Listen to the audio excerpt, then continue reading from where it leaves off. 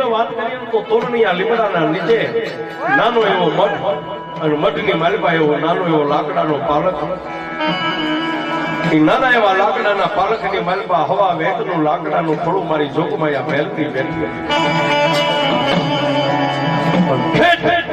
દિલ્હીના ઝાપા સુધી મારી મેલડીના નામના ડંકા વાગે કે મેલડી કોણ કોણ? બાપ મેલડી રેહમિયાના ટીપાની માથે બેઠી